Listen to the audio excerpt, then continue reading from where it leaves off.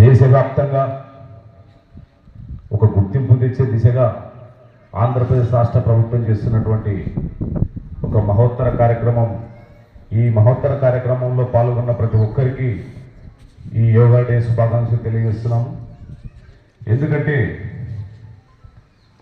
మానవ జీవితంలో ఎన్నో పని ఒత్తిళ్ల వల్ల మన ఆరోగ్యాన్ని నిర్లక్ష్యం చేస్తున్నామనే ఒక ముఖ్య ఉద్దేశంతో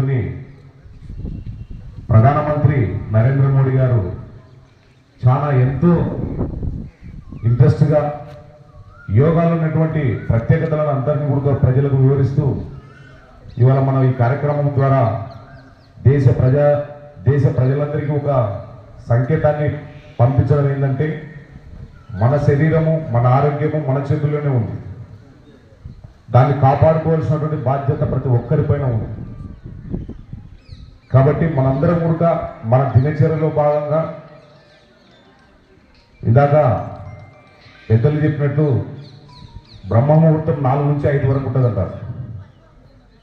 ఆ సమయంలో యోగా చేస్తే మన ఆరోగ్య సమస్యలు ఏదైనా సరే, కిడ్నీలకు సంబంధించినది కావచ్చు, బీపీ సంబంధించినది కావచ్చు, ఏ రోగానికైనా కానీ ఈ యోగాలో ఒక పరిష్కారం ఉంది.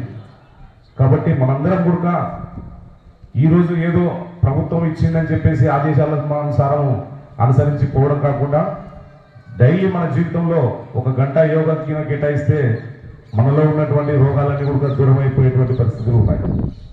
కాబట్టి ముఖ్యంగా గతంలో ఇప్పుడు కమిషనర్ గారు చెప్పినారు యోగా టీచర్లు ఇంతమంది